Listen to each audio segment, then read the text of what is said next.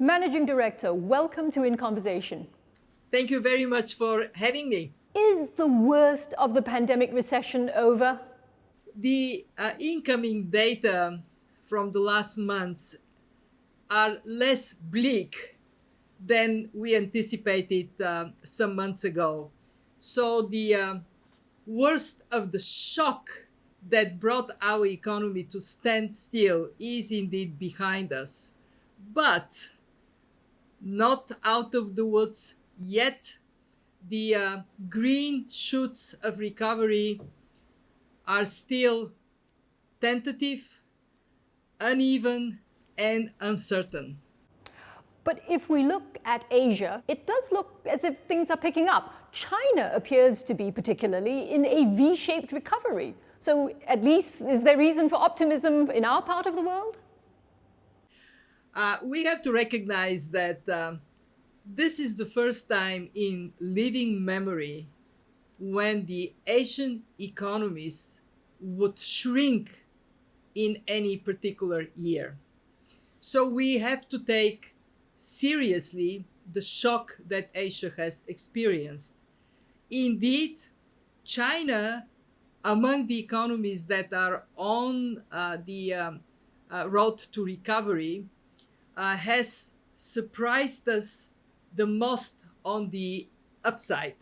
And it is important to recognize that Asia has been really good in putting in place containment measures, injecting very strong stimulus, using accommodative monetary policy to put a floor under the economy and on that basis to return to growth. What is important to watch, of course, is the rest of the world, because we are interconnected, and be very granular in terms of where the success is generated and where the problems lie. So where the successes and where the real problems are? We certainly recognize that most of Asia has been quite good in tackling the pandemic as a major threat to the health of people and the well-being of people and to the health of the economy. And in this regard, it is in Asia where we find countries with best track record in that regard, in the measure of people who get sick, the tragic loss of life. Among the Asian countries, one that has gathered a lot of attention is Vietnam. Not a very rich country, and yet one that has been relatively successful addressing the pandemic.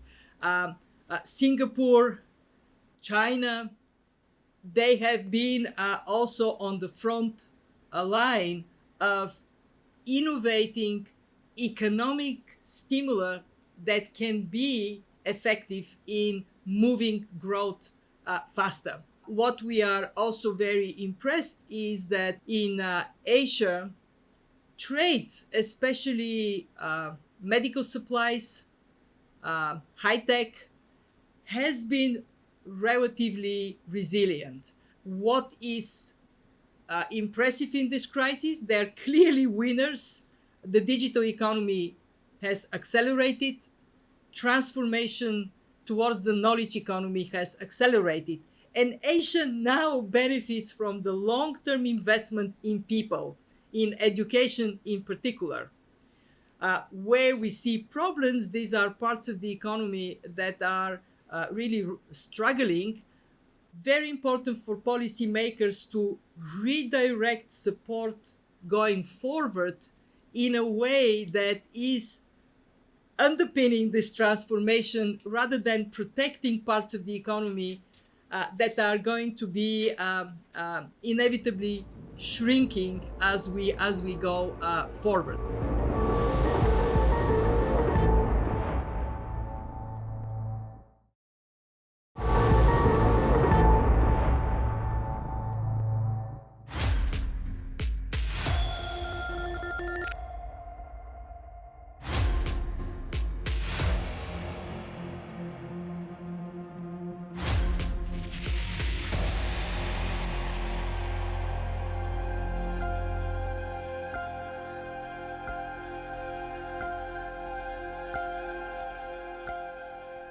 I can see that the IMF and you in particular, also Managing Director, have been advocating trade still as a way for getting us out of this recession.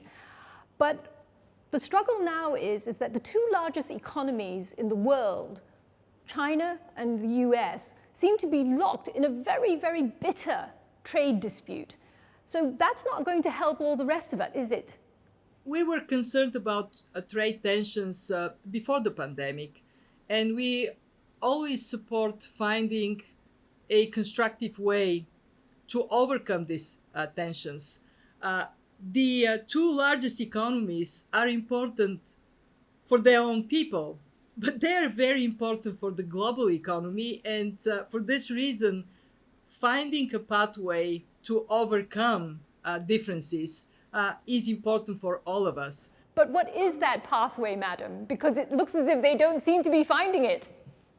Well, we need to remember that after bitter dispute, there was a phase one trade agreement, and that the conversation, the discussions continue. They have not stopped. And I just want to make a point. At the IMF, we have this incredible responsibility to be a membership organization of 189 countries. And in this crisis, we have seen remarkable cooperation of our membership to synchronize response to the crisis. We don't talk enough about the incredible impact of measures taken by central banks and by fiscal authorities in a synchronized manner. That could have not happened if we were not to talk to each other, including within the context of the IMF membership. And beyond that, we have seen commitment of our members to help us help the most vulnerable of our members. We have asked for massive increase of concessional resources. It has been achieved, and as a result, the IMF has done phenomenal financial support to the most vulnerable members. More than 80 countries have benefited from our financial support. But this is, who are we? We are the membership. So the membership has come together. Do you think, though, Managing Director, that things will change when the United States presidential election is over, depending on who stays or gets into the White House? Of course, it is for the American people to decide the outcome of the U.S. Election. And what I can say is that taking enlightened self-interest, seeking more cooperation is the way to go. Let me make just 2 points in that regard. First, accelerating access to vaccines everywhere. What we learned from this crisis is that we are as strong as our weakest link. And getting the world to step up, of course, with the largest economy being part of it, is going to be tremendously important. And I do believe we would see that action to get to that point. And two, making sure that we have the vibrancy of our economies based on what has made us strong over these years. And it is to aim for efficiency through division of labor globally. You mentioned the vaccine, madam, but the United States is not even taking part in COVAX, which is that cooperation about the vaccine. So aren't we seeing that they may not want to be participant in this global cooperation, this happy family that you're describing? Steven Mnuchin, the Treasury Secretary, very recently spoke about the importance of international action to bring an end to the health crisis globally, because if you don't find a way to support countries that are on their own weaker, then we can't really eliminate this health threat. And I can talk about the experience we have had so far. When the US passed the $2 trillion financial injections, the stimulus for domestic purposes, it has included very significant support for international organizations, including for us at the IMF. And that gives me the indication that there is a recognition of the role the US plays internationally. And I know that in conversations about further support for the US economy, there is a recognition of the need to integrate in this support also a global component. So you won't say which would you prefer, a Trump or Biden presidency? Which would be more favorable to international organizations like the IMF? It is our job, and my job included, to make sure that we work together. Whoever the people of our member countries choose to be their government, my job is to offer a welcome nod and make sure that we work together, because together we are so much stronger than each one on its own.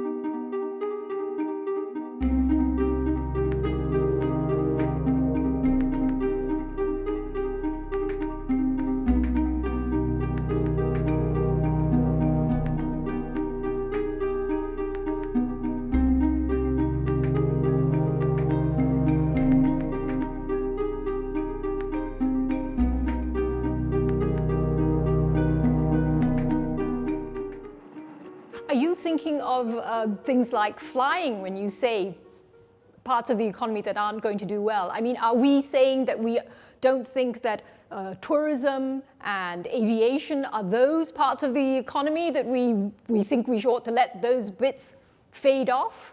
That would be tragic, wouldn't it? We need to remain quite optimistic around a durable exit from the health crisis everywhere on the basis of vaccines and treatment, as well as on bringing down the cost of testing to a point that testing becomes massively available. These are the protectors of tourism, travel, that are to kick in once we are in a place with the ammunition to go into a more extensive interaction the way we remember it before the pandemic. But let's not kid ourselves. There will be change in working habits. We are likely to telecommute more, and we are likely to see a reshape of these industries. And I think that those that embrace measures, sometimes radical measures to reshape, are those that are going to be with a brighter future. If I could add one point about Asia that is very important to recognize, Asia has enjoyed export-led growth. Trade now is in a tougher spot. It is not the engine of growth we used to have. But Asia has a lot of potential in boosting domestic demand, domestic consumption, to support growth, as well as to use regional integration to help get out of this crisis again with vibrant economies. Isn't it a pity, though, that we may be entering, we've just talked about globalization, but what you're suggesting now means that we would be emphasizing our regional trade rather than global trade? Taking a longer-term perspective, I strongly believe that the vibrancy of our global economy will be based on our interconnectivity. We have long history of trade being good for growth, good for jobs, good for reduction of poverty. And we're seeing some revival of trade exactly because it is good for all of us. I am confident that that notion of enlightened self-interest will bring us on that sustainable path of global integration. We do, however, expect to see some revamp of global value chains. Why? Because the pandemic told us so. The pandemic told us that there has to be a degree of security based on location of production. And I don't think it would be healthy to pretend otherwise. On top of it, it is hugely important for us to honestly admit that globalization in the past had its shortfallings. Managing Director, what you say sounds very similar to something that President Trump says as well. That, for example, America first, bringing jobs back to America, that's what's important. Can it be understood that you also think in a similar way? Because if I dispassionately look at what you've just said, then an America first or a Europe first or an Asia first attitude would be justified. It is actually a very different story, one of recognizing that we are interdependent, but over the last decades, inequality between countries has been reduced, poverty has gone down globally, whereas inequality within countries in many places has gone up, especially in the last decade. And part of the story of increased inequality has been insufficient attention on within countries who wins and who loses. And I think it is only right for us to recognize that more can be done to provide more access to opportunities to people who might have not been part of this success story. Let's move to this idea, Madam, about the new normal. We're all talking a lot about it, but what is it really about? What do you think is the new normal? I'm convinced that what we're seeing is an acceleration of trends that have been in place already. The shift towards a knowledge-based economy, the importance of digitalization, and the pandemic only put a foot on the accelerator of this transformation. We do have, however, very important choices to make. Before we got into the pandemic, we all recall that we were concerned about what? Low productivity, low growth. I started in my position a year ago talking about synchronized slowdown in the world economy. We also saw in the past an increase of inequality that is bad for people and it is bad for growth. These are problems still with us. And the question is, now when we are placing a massive stimulus to get us out of the pandemic-induced crisis, how can we use this stimulus to address the problems from yesterday and to shape up a better tomorrow?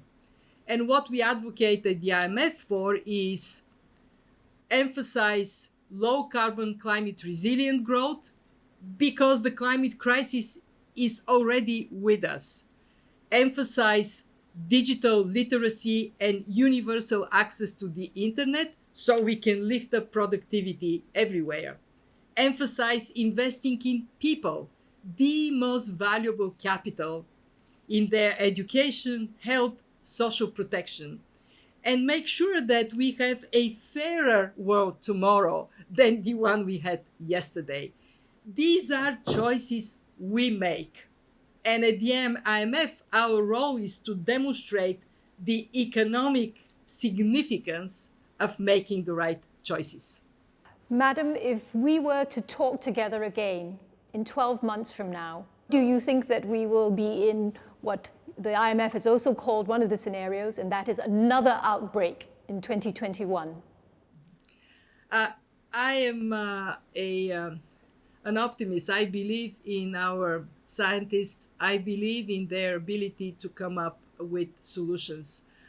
So I look forward in the future. Yes, there is a great degree of uncertainty, but we have seen a crisis like no other, generating a response like no other, including from us at the IMF. And that gives me hope that we come to the end of 2021. It would be still difficult. We expect quite some time until we come back to the pre-crisis levels, but that we will have made progress towards the recovery. And what I want to urge us all to be mindful of is that there would be a big diversity in how countries are coping, and that we have a duty to pay attention to those that are falling behind. And in my job, I use every opportunity to turn to the citizens of our wonderful planet and say, let's stick together and help each other. The pandemic made us more sober about our own vulnerabilities. Let's turn this soberness into strength of collective action. Managing Director, thank you very much for being on In Conversation. Thank you.